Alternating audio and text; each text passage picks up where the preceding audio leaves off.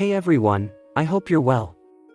This is the story about what if Naruto could manipulate shadows. Before we start, please subscribe to the channel and like the video as well. So without any further ado, let's start the what if. Random clearing with Jiraiya, Absalom, and the rest. Absalom extended his right arm, palm facing the group together ninja and shouted, "Dead man's hand," before an explosion ripped through the trees, forcing the ninja to scatter into three groups to avoid the attack. The first group, which dodged backward, consisted of Jiraiya, Neji, and Kiba. The second group, which dodged to the right, consisted of Guy, Lee, and Shino. The third group, which dodged to the left, consisted of Kurenai and Hinata. The three glanced at each other, and came to an unspoken agreement on who would face who. Yukino went left, Haruka went right, and Absalom raced forward to face the wounded Jiraiya.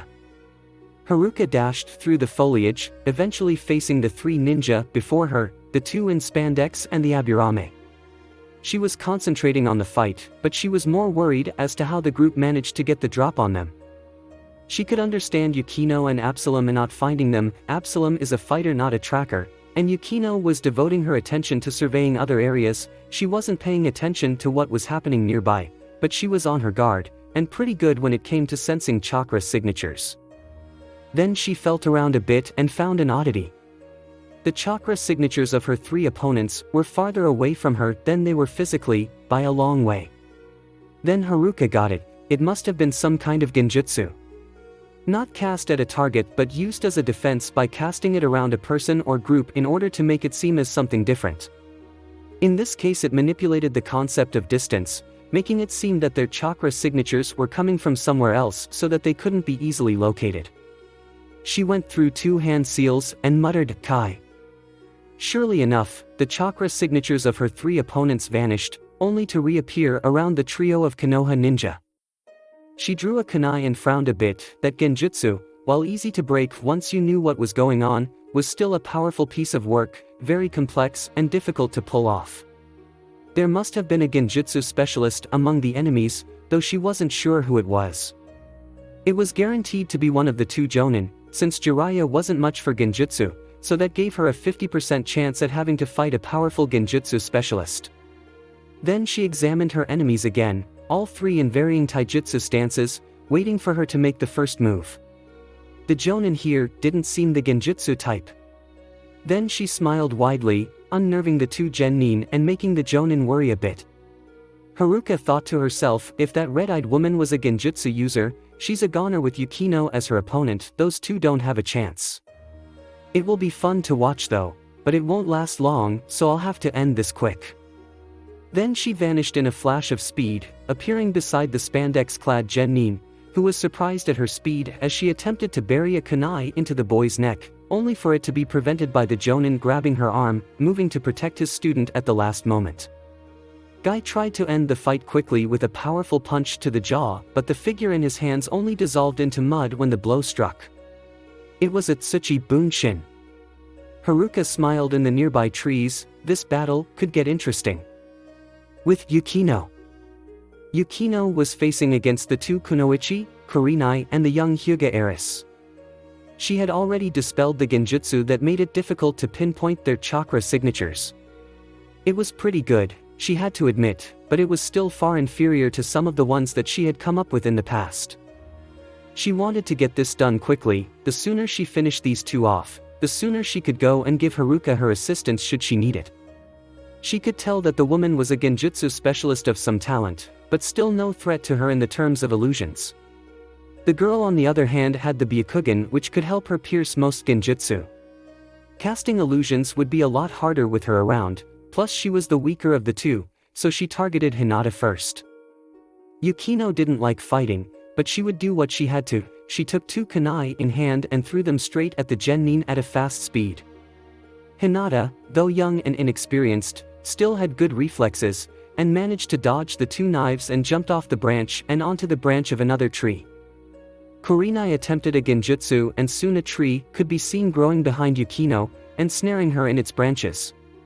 For Yukino, this illusion was of a far inferior level and easily dispelled it, not even glancing at the illusion or its caster, nor did she need to use hand seals to do it.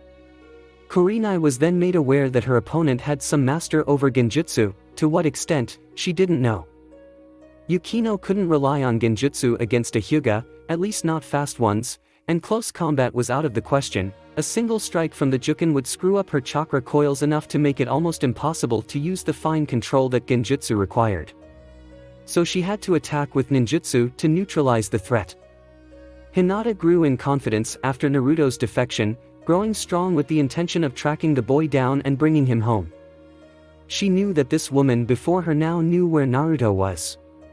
She was determined not to lose, no matter what. She jumped from branch to branch, moving closer and closer to her opponent as Yukino did several hand seals. Kurenai watched carefully, hoping to find a moment when the opponent was off guard and take advantage of that opening. Hinata jumped and she would have landed on the branch in front of Yukino, close enough to attack with several Juken strikes and end the battle, but she didn't land on the branch. Yukino completed her hand seals and shouted Raitun, Denkabu. 1. Yukino spread her hands in front of her and lightning gathered in her palms. She quickly grabbed several kunai and tossed them in a circular pattern in the air, having Hinata in the center. Lightning arced between the knives, catching the Hyuga girl in their sizzling grasp, burning skin and muscle. Kurenai looked in shock as the kunai continued their flight, burying themselves in the wood, dragging the Hyuga heiress with them. Hinata hung from the net of electricity, the lightning scorching her now unconscious frame as she was held there. Yukino turned to Kurenai and said, "That's the hard bit done." Kurenai, angered by the defeat and injury to her student, said, "Hard bit? I'm a jonin. Don't think that you'll defeat me easily." Yukino smiled sadly as she said, "I'm sorry that it has come to this, but you wouldn't let us leave. She can still be saved, if you leave now. You would be easier to beat than she was. I don't like fighting, so I'm giving you a way out. What will it be? You can simply say that I escaped and we can call it a draw." Kurenai frowned and threw a kunai near one of the ones that kept the lightning net in existence. The exploding tag wrapped around the knife exploded, dislodging two of the kunai from the wood and breaking the net, allowing the unconscious heiress to drop to a lower branch. Kurenai faced the enemy and hoped that Hinata would be alright if something happened to her. Yukino frowned, looking genuinely saddened by the turn of events as she said, "I see, so that is your choice, to fight even though you don't have to. I am sorry." Then she went through hand seals faster than Kurenai could see, though she could make out a few of them, but before she could even think of a counter, the world went black for the Jonin. With Absalom. Absalom was facing 3 heavy combat specialists, well one, but the other 2 had the potential. Jiraiya, albeit wounded, was still not one to be trifled with. The other 2, the Hyuga prodigy Niji, and the oldest male of the Inuzuka clan, Kiba, who was second in line to being clan head since he had an older sister. As far as the ancient amalgam of man and beast was concerned, the Inuzuka wasn't even worth bothering with, he would be taken out quickly. The Hyuga would prove little challenge, the main threat was Jiraiya. The other 3 meanwhile were concentrating on their single opponent. Kiba was getting ready to rush him with Akamaru, while Niji and Jiraiya were trying to figure out what the thing, for lack of a better term, before them had done to cause the explosion that separated the group. Niji had seen nothing with his Byakugan, no chakra movement, no special devices, nothing. Jiraiya was at a loss as he had no doubt that it was ninjutsu, but he had no idea how it was done. He knew that although some weird things could be done with taijutsu, he knew that nobody could cause explosions like that, at least not at range. And there was no doubt in his mind that those flames were real, so genjutsu was out as well. It had to be ninjutsu of some kind, but he had no idea how such a technique would work, or what its capabilities and limitations would be. If he knew any limitations, then he could use them to his advantage, but it looked as though he would have to collect information during the fight. Then he put a hand to his hurting scar, hoping that his injuries wouldn't slow him down during the hopefully short fight. He was in no shape for a long drawn-out battle. He was about to get the attention of the 2 genin, hoping to get some kind of plan together while the opponent was waiting for them to make the first move, but was interrupted as the figure spoke. He had a deep, gravelly, growling voice that sounded as though a dog had tried to speak, but they understood what he was saying. "So, are you three going to attack me?" I could understand Jiraiya holding back due to his age and injuries, but the legendary Hyuga, afraid? I never saw that coming. Of course, I can understand that Inuzuka mut standing down, it only makes sense for a weak dog to run away with its tail between its legs. Jiraiya and Niji were wise and cool-headed enough to shake off the taunts, not wanting to walk into anything the enemy might have ready. Kiba, on the other hand, was neither wise nor cool-headed, he was quite the opposite actually. He did what no ninja should and let the enemy get under his skin. He yelled, "You think that the Inuzuka clan is weak? I'll show you." Then he made a seal and yelled, "Jujin Bunshin." A puff of smoke later and the puppy Akamaru became another Kiba, albeit mute. Most would consider it an improvement. Then Kiba yelled, "Gitsuga." And the two Kibas became twin whirlwinds of claws and fangs headed toward the strange man, not heeding the calls of Niji and Jiraiya to stop, and not seeing the grin on Absalom's face. Niji and Jiraiya watched, hoping that Kiba's attack would give them an opening. They watched as the twin whirlwinds neared the person before them. Absalom grinned, revealing sharp fangs, before reaching out and backhanding the two tornadoes, sending each of the two flying through the air. Akamaru reverted to canine form before smashing into a tree, creating a deep hole in the bark before falling to the ground below. Kiba did the same. Absalom let out a growling chuckle, it was just as he predicted, those two would go down easily. Now for the greater threats, he thought as he faced the Hyuga and the Sannin, who were looking a bit worried. Niji wasn't sure what to make of this, but he was sure that the fight would be a tough one. Jiraiya was a bit worried though. He knew that mechanics behind the Gitsuga, and it was a powerful technique using a lot of physical force, not to mention puncture wounds and lacerations from the claws of the Inuzuka user. All of that forward momentum combined with a powerful spin makes taking it head-on very unwise. Even one of the Sannin like Jiraiya would dodge that move, even from a Genin.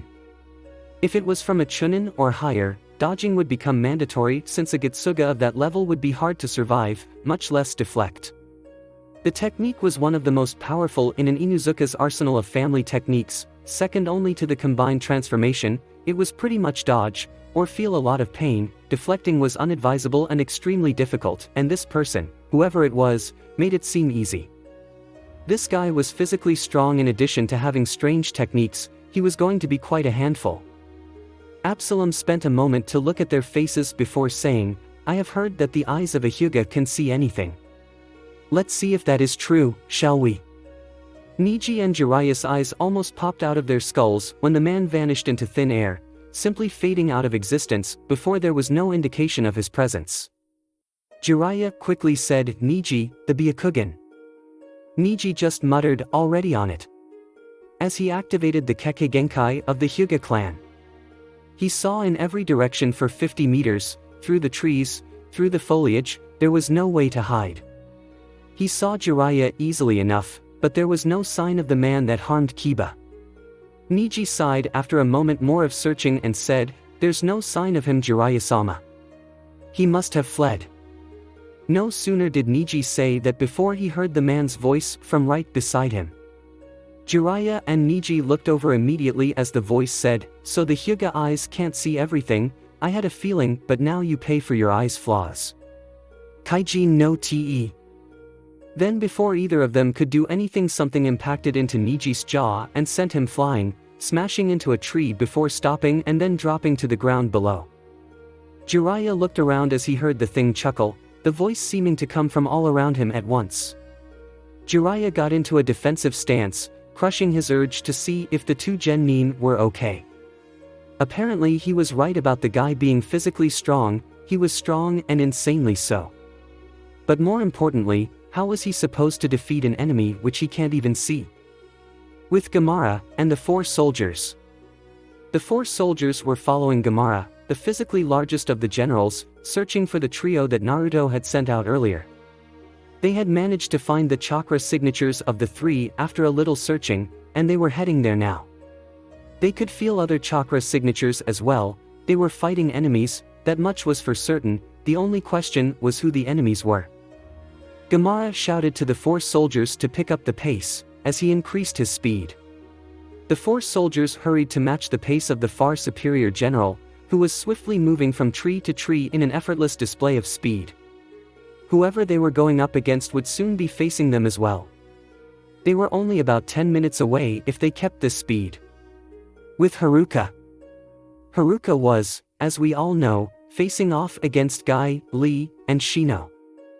Shino sent his bugs out to find the target, while Guy and Lee split up and reached higher ground as they looked. Lee kept an extra careful watch. Guy wouldn't be able to save him next time.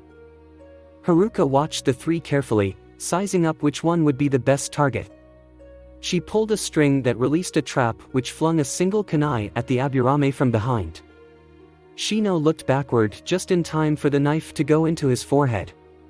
But the Shino clone soon dissolved into a mass of insects. Haruka smirked. She knew that that one was a Bunshin, and the real one was hiding. Lee and Guy each threw several kunai at the spot where the trap was set, just in case she was actually there, but they were disappointed. Haruka put her chakra sensing abilities to work, locating the chakra signatures of those around her. She found the signatures of her 3 opponents in seconds. Guy and Lee were obvious, but there was a clone of Shino coming towards her. The real one was almost directly across from her, hiding in some leafy branches, most likely hoping that she would fall for the clone. She smiled as she dashed out from her hiding place and moved as fast as she could toward the Aburame. Shino was surprised. He intended for her to stay in hiding until the last moment, but she left before the clone could attack. Then he watched as the enemy charged Lee, jumping from tree to gain altitude, only for her attack to be stopped by Lee and the woman finished off by a Konoha Dai Senpu from Guy. Shino relaxed a little until the woman dissolved into mud, another Tsuchi Bunshin. But where's the real one, thought Shino, until he felt a kunai at his throat and his question was answered. He heard a faint chuckle before a blaring pain erupted in the back of his head as the world went black. Haruka stepped away from the knocked-out Shino, surveying the 2 before her. She had a feeling that she wouldn't be able to take on that Jonin, and there were a few more things to that genin than met the eye. In such circumstances, it was best to avoid fighting at all. Haruka spent a moment and came up with a plan as she felt the chakra signatures of 2 enemies fade a bit, probably knocked out. One was done by Yukino and the other by Absalom, judging by the direction of the signatures. Then Haruka got her head into the fight and made several hand seals, creating 2 Tsuchi Bunshin from the mud on the ground, which then scaled the trees. One of the 2 threw several exploding kunai at both of the taijutsu specialists, destroying the branches under them and forcing them to drop to lower perches out of the sight of the other. 1 clone attacked each ninja. Lee fought using his normal style, but he wasn't able to get many hits in. The clone, however, scored several blows on the young, if strange, boy. Guy had it easier. He was far better at taijutsu than Haruka was. Eventually the 2 defeated the clones, only for them to revert to mud. They found the unconscious Shino with a nasty bump on his head soon later, but there was no sign of the ninja that attacked them. With Yukino. Yukino left the 2 kunoichi as they were and headed toward Haruka. Before long she found her, but a bit sooner than she thought. Haruka. She chirped. You won. Haruka looked back and said, no, I ran. I was pretty sure that I wouldn't be able to win that fight. There was something strange about those 2 that I didn't like. Anyway, you took care of your opponents? Yukino nodded and said, it was a lot easier than I thought it would be. Anyway, where's Perfsalam? Haruka grinned before saying, still fighting, let's go help him out. Those 2 that I had will be trying to help their friend at the moment so we can get out of here safely once we incapacitate Jiraiya. Yukino nodded and they ran toward the last signature, well aware that it was Jiraiya and the flawlessly masked signature was that of Absalom. Within a minute or so they found the Sannin looking a bit beaten up and somewhat burnt. There were also several trees missing a few yards off the top and numerous debris on the ground. Jiraiya had his eyes closed, focusing on his hearing. Then he opened his eyes and dodged in time to avoid an invisible punch from Absalom, a deep hole forming in the wood, threatening the stability of the branch. Then a plume of dust shot off into the trees. Absalom had retreated in preparation for his next charge. Jiraiya was in a bad spot. He knew that in a close-range taijutsu fight he would lose. He couldn't use ninjutsu if he didn't know where his opponent was. Summoning was unwise since it would just give his opponent a gigantic target, plus he wasn't entirely sure that he could summon a large enough toad in his condition. The Sennin Muda was out of the question at the moment. The strain of forming Sage Chakra was immense, and there was a very real chance of him either losing control and taking in too much natural energy, which would pretty much kill him, or that the strain of using Senjutsu would kill him in his weakened condition. He would have to wait for an opening to fry him with ninjutsu and hope that his wounds didn't open up again before he got one. Haruka got tired of this after a moment and said, "Yukino, can you just knock him out?" Yukino hurriedly looked away. She was staring at Haruka beforehand, and stuttered, yes, sure, no problem." Then she went through several hand seals, holding the last one as she said, "Nien Shuja no Jutsu." Jiraiya looked around and realized that there were feathers falling from the sky. He looked around and saw two women, the blonde-haired girl and the brown-haired girl from before. The brown-haired girl was holding the tiger seal. Jiraiya realized that their presence here meant that Guy, Kurenai and the others must have been defeated, but first he had to get out of this illusion. He was already feeling sleepy. He formed a tiger seal and said, "Kai," but the illusion didn't disperse, the feathers didn't vanish, and the sleepy feeling got worse. He tired several more times, but eventually Jiraiya fell victim to sleep, dropping to the branch below him. Haruka smirked as she saw the Sannin fall. She turned around and said, "Good job, Yukino. Ha, you took down one of the Sannin on your own, congratulations." Yukino smiled and released the seal before saying, "It wasn't too hard, Haruka-chan. It's very hard to break out of one of my illusions, especially when I use her chakra. Though, I hate the side effect." She reached down and brushed away the plants that clung to her frame. Rokubi was the bijou most in tune with nature. She controlled the forests and plants, turning them against her enemies. Whenever Yukino used the Rokubi's chakra, any nearby plants would grow and ensnare her, trying to be closer to Rokubi. It wasn't deadly or dangerous of anything, but it was annoying. She really wished that she could control them like the Rokubi or the Shodaime did, and after practice, she found that she could manipulate plants and use Mokuton Jutsu, but it required the usage of a lot of Rokubi's chakra, so much that two tails formed around her in a green aura, and she had a lot of trouble controlling herself when she used that much of the bijou's power. That, and she suspected that the demon's energy was changing her little by little. Every time she used enough energy to form a tail, a little more of her skin turned pale green, like a fresh sapling. She kept it hidden, but she was afraid that she might turn into something not human eventually. Taking their minds off of demonic matters for now, they turned their attention to Absalom, who appeared on a nearby branch, growling in anger. "Yukino!"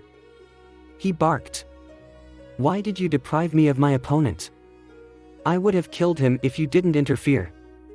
Yukino cringed, but Haruka stepped in. "Back off, you perverted beast. Don't you remember Naruto-san's orders not to kill Jiraiya if you encountered him? He said to leave the hermit alone. If you killed him, Naruto-san would have your head on a plaque and Rei-chan would be serving up a nice mixed meat. You should be thanking Yukino-chan on bended knee." Absalom was a bit shocked. "He ordered us not to kill Jiraiya? When did that happen? I wasn't told." Haruka scoffed and said, "You were probably too deep into your porn to care for anything else. Anyway, let's get out of here, before anyone wakes up. We have to get the information on Tsunade and Orochimaru back to Naruto-san." Absalom nodded and said, "Right." Before leading off toward Kusa no Kuni. As they ran, Yukino said, "Thanks for defending me, Haruka-chan." Haruka looked back at her shy friend and said, "Anytime, Yukino-chan, anytime, you don't even need to thank me." Then she winked at her, which made Yukino blush, still unable to tell Haruka how she felt even after all this time. Along the way, they encountered Gamara and the 4 soldier zombies who were sent to find them and bring them back. Seeing that everyone they were planning on saving were already okay, and that they were sent out for nothing kind of pissed the 5 off a bit, but they headed back to the regular base, albeit with some irritation in the air. with Guy and everyone else. Guy and Lee managed to get everyone together again, in varying conditions. Hinata's injuries were superficial, Kurenai and Jiraiya were in a genjutsu-induced unconsciousness, Shino, Kiba, and Niji were bludgeoned into unconsciousness. They just tended to everyone's injuries as best they could and waited for them to wake up while they stood guard. Lee and Guy were both thinking of those three people, those two Iwa Nuke Nin, and the creature with them. Just what kind of allies has Naruto-kun gathered in so short a time? Thought Lee. And these thoughts and musings haunted him deep into the night. With Naruto. Naruto was waiting for his search party to return with the Absalom, Haruka, and Yukino. Those three were important to his overall plans, especially Yukino and her bijou. He knew that Perona and Haku were off devising something or other regarding him, or breaking each other in, who knows, and Anko was sleeping rather soundly since he told her how he was going to kill Orochimaru. Flashback no Jutsu. Anko came up to Naruto and said, "Naruto-kun, this is just something that's been bothering me. Why haven't you killed Orochimaru? I'm pretty sure that you would be able to, so why?" Naruto looked up from the book he was reading at the moment and said, "It's rather simple, Anko-chan, why kill someone when someone else will do it for me?" Anko was a bit puzzled and said, "What, you have an assassin going after Orochimaru? Are you sure he's good enough?" Naruto chuckled a bit and said, "Not so much an assassin as a Trojan horse. Wait, maybe that's not the right term, I'm not sure, but it's something like that." Anko was getting a little irritated now and said, "So who is it? Who's going to kill him?" Naruto turned the page and said, "Uchiha Sasuke himself." Anko was blown away. How the hell is that little bitch going to kill Orochimaru? He couldn't kill a genin without someone holding his hand and telling him how strong he supposedly is. Naruto smiled and said, "He won't be doing it knowingly, or on his own. He'll have a whole lot of help from me." Now Anko was confused. "What do you mean, help?" Naruto turned the page and said, "You remember that seal I put on Sasuke's neck?" Anko started to understand now. "You mean the one that will kill him under certain circumstances?" "Yeah, why?" Naruto smiled widely as he said, "Well, one of those circumstances will take effect if Orochimaru possesses him as he intends to. Orochimaru possesses Sasuke, the seal activates and kills them both. I don't have to lift a finger on that account. The moment Orochimaru tries to take what he wants, he'll die. It's as simple as that." Anko was impressed, but there were a few holes in that plan. What if Orochimaru looks at the seal and finds out about that little condition? He wouldn't possess Sasuke then. Naruto resisted the urge to laugh and said, "You're assuming that Orochimaru can find out about that little piece of information that I've just given you. Orochimaru is no seal master like Jiraiya. Given enough time, Jiraiya could figure out everything about that seal. Orochimaru couldn't see the difference between a Gogia Fuin and a Gogia Kane. He's a novice and won't even see it coming." Anko opened her mouth to say something else, but he cut her off. "And he can't screw with the seal either because it will kill the Uchiha. The moment he tries to obtain the Sharingan, he'll die." Anko fought the urge to squeal like a fangirl. She was so happy with this information. She glomped him then and there and said, "That's incredible. Orochimaru will die the moment he takes what he wants, assuming that everything will go according to plan and we get rid of that little Uchiha prick too. I couldn't be happier." Then she smiled a little and said, "Well, there is one thing that could make me happier." Then she went and whispered something into his ear, not blushing since she was so used to this sort of thing by now. Naruto looked at the grinning Anko and said, "We could do that. Or we could." Then he leaned forward and whispered into her ear, and when he was finished, she was blushing like a tomato. She got off his lap and shouted, "Hentai," as she attempted to slap him, only for the shadows to block the attack of feminine fury. Naruto couldn't help but laugh and say, "That's what I love most about the Shadow Shield. I can say whatever perverted things I want and no woman can hurt me." Anko pouted, which looked insanely cute on her, in Naruto's opinion, and said, "Fine then, since you're no fun, I'll find something else to do then." Then she left the room, leaving Naruto to his book, the silence, and the thoughts of Anko's tight ass. I swear you can bounce a quarter off it, he thought as he returned to his book. Come on Tenchi. Grow some balls and fuck Aika already. 2. Flashback note Jutsu Ki. Naruto was shaken from his thoughts as the group he sent out returned through the rock wall. Yukino and the others had returned, and now he could get the information he needed to confront Tsunade and beat the Konoha ninja to her, and get something he needed out of Orochimaru. Everything was going according to plan. Clearing full of Konoha shinobi. Guy and Lee, being the only ones functional, had gathered everyone in the clearing where they encountered the 3 mysterious shinobi. They had them lined up on the ground where Guy could watch them all simultaneously. He had just finished bandaging one of Kiba's wounds when Lee commented, "I didn't know that you knew medical jutsu, Guy-sensei." Guy looked up from his work and said, "Not much, Lee, just the basics. Almost every jonin has to know at least 1 or 2 medical jutsu, it's a prerequisite for our rank since we lead missions. Everyone has to have at least some kind of healing techniques on the off chance that we can't get a medical ninja on a mission. Though I wish I knew more than I do, I simply don't have the talent." Lee nodded and said, "I always thought that you were a taijutsu specialist though, I never expected to see you use such advanced ninjutsu." Guy chuckled a bit as he healed a small cut on Kiba's shoulder. "Just because I specialize in taijutsu, Lee, doesn't mean that I don't know other things.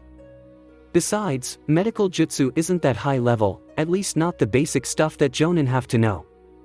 The lowest tier of medical jutsu is simple, but everything after that is extremely difficult, that's true. The only ones that know those techniques are the certified medical ninja, but almost anyone can do the simple stuff. However, that is the easiest to do and therefore the least effective. I can only heal bruises and small cuts with ninjutsu, but it doesn't take medical jutsu to set bones or place bandages." Lee looked at the lined up people, some with more bandages than others. He asked, "So just how badly is everybody hurt?" Guy grunted as he stood up and stretched, "Kiba's cut gone." He said, "Some are hurt more than others.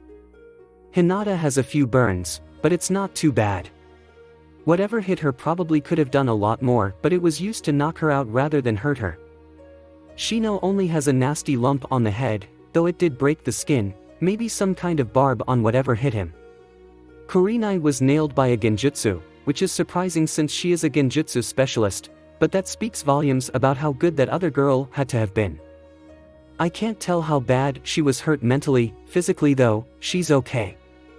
Kiba, Niji, and Jiraiya however, got it the worst." He took a breath before continuing, "Kiba and Akamaru were hit very hard, 2 shattered ribs in Kiba's case, which had to be set, and a multitude of smaller cuts and bruises. Then he probably fell from one of the trees or something because there is some heavy bruising on his chest and stomach. I can't tell how badly Akamaru is hurt, I'm not a vet. Niji is about the same. A few broken ribs, though his jaw was also broken, badly. I managed to stabilize him though, so it shouldn't get any worse." Lee asked, "And Jiraiya-sama?" Guy took a breath and said, "Well, that's difficult. He was already rather badly hurt and not at his peak condition when he fought whoever he did, but he had 2 cracked ribs, a number of bruises on his forearms, meaning he probably blocked a powerful strike, and a number of small cuts and a few small burns. In addition to that, he had a small case of chakra exhaustion. I did what I could so he'll make it. He was knocked out by a genjutsu though, so we can't rule out any possible mental damage." Lee nodded, a bit relieved. "So what are we going to do now, Guy-sensei?" Guy sat down on the grass and said, "Right now, the best idea would be to get as many people able to move as possible, meaning you, me, Hinata, and maybe Kurenai and Shino, and carry the worst wounded back to Konoha and report what we know. They will probably wait until Jiraiya-sama is back in good health and then send out a different team." Lee was surprised at that. "You mean we're going to abandon the mission? That is surprisingly unyouthful from you, Guy-sensei." Guy chuckled mirthlessly and said, "No, Lee, it is the most youthful thing we can do, to make sure that our comrades are okay and healthy. We'll wait for the few that are able to walk to wake up and then we'll head back to Konoha unless Jiraiya-sama stops us. If he says no, then we will go on with the mission, he is in charge after all." It was about then that Jiraiya stirred and sat up. Guy was up in a flash and went to his side. "Jiraiya-sama." Jiraiya looked at Guy and said, "Guy, what the hell happened? Where are those three?" Guy put his hands on Jiraiya's shoulders and got him to lie back down. "You shouldn't be active just yet, sir, rest a bit more." Jiraiya obeyed and laid back down. He wasn't in top shape, nor was he as young as he used to be. Jiraiya said, "So, where are those three from before?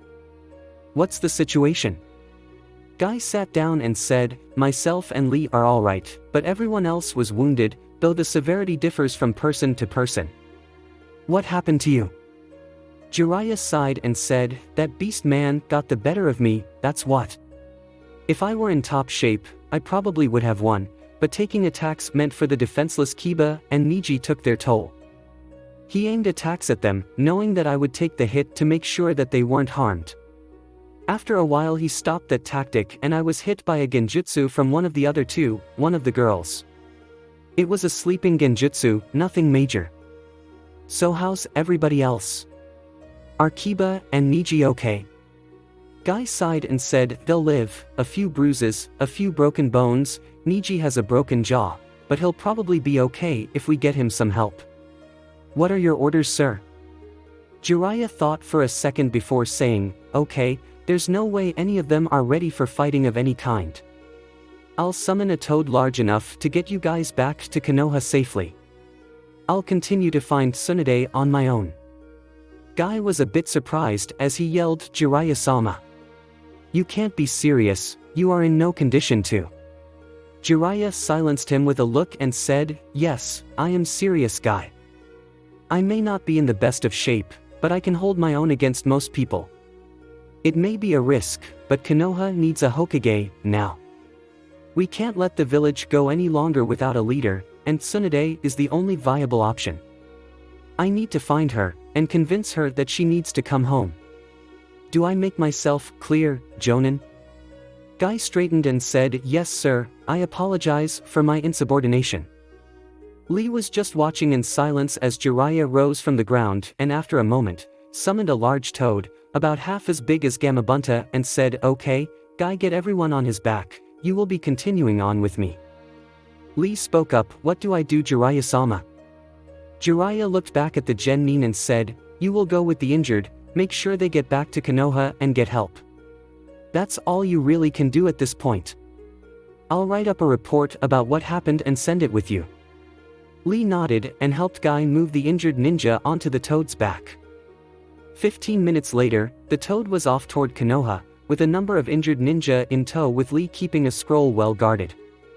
Jiraiya turned to Guy and said, "Let's get going, Guy, we need to get to Tsunade faster than before, and she won't stay in the same place forever."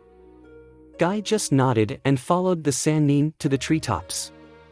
With Naruto and everyone else.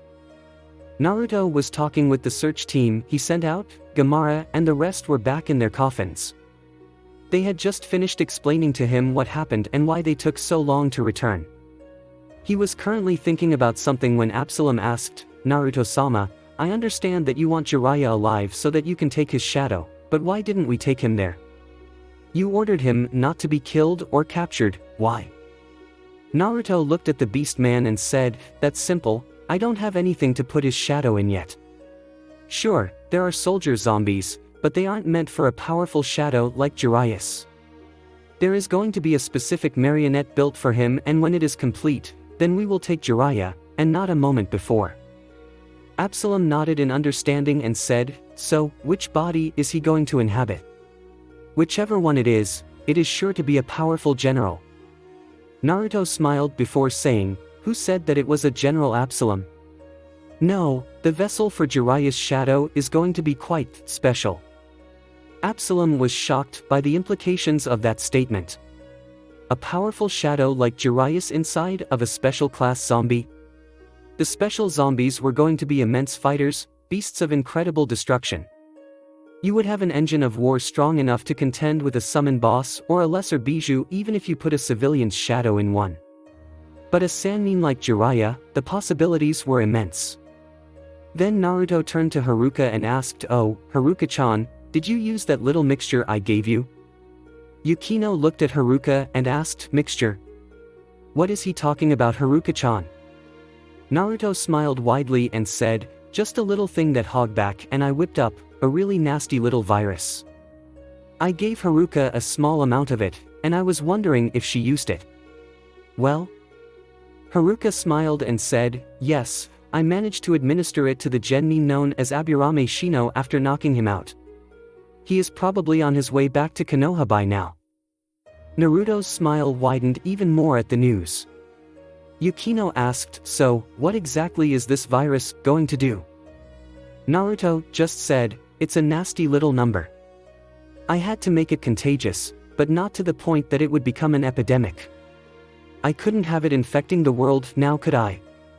There aren't many preliminary symptoms. It starts off as a bad cold combined with a comatose state, but at that point they are already passing it to anyone who gets too close.